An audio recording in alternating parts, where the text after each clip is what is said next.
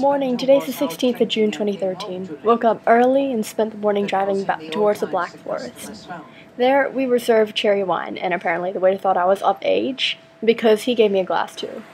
Anyway, this place is known for their cherry wine, Black Forest cakes, stiff teddy bears, and cuckoo clocks. We already covered the wine. My mom and I also tried their Black Forest cakes, and it was creamy and delightfully not sweet.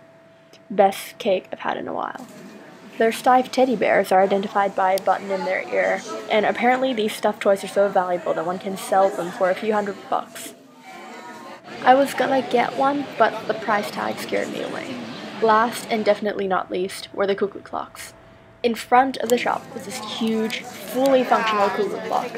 Every 15 minutes, one of the wooden figures would do a thing.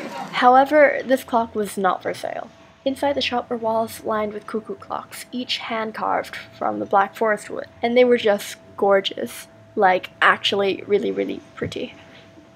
And then we took a scenic drive to Lucerne. Scenic drives are nice and all, but I eventually got bored. I mean, what else do you expect? I'm a teenager with an attention span of a puppy. Before we entered the city, we stopped by Mount Pilatus, and we got a chance to see more scenic views. We rode this train up the really steep side of the mountain, got a chance to explore the man-made trails to get to higher ground for more scenic views, and then rode cable cars down towards the bus. Also, alpine horns.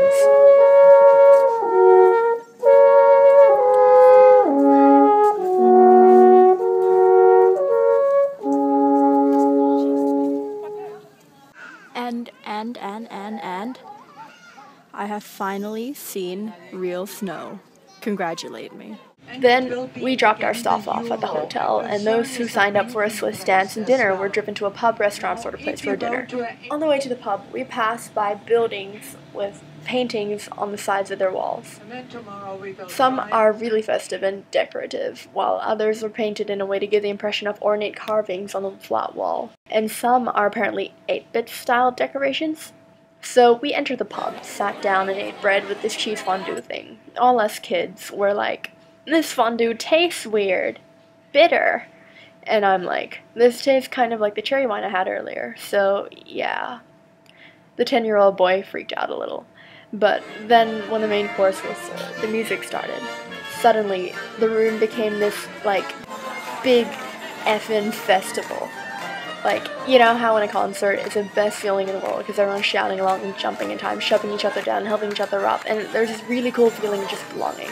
The pub suddenly had that feeling as everyone swayed and sang and danced and got drunk. The music was really cool. Like, it wasn't the usual 4-chord punk song, but there were accordions and saxophones and clarinets and pianos and double basses and spoons and bottles and flag dances to make rhythms and alpine horns.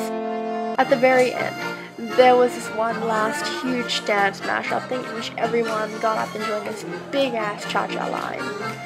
And then all the old couples slow danced to a waltzy song. It was actually the most fun I've had in a long time. If you guys ever end up in Switzerland, go find this tour excursion and join it. Seriously. After that, I was pretty tired, so we got home, showered off the smell of sweat and drunk old men, and went to sleep. So, good night!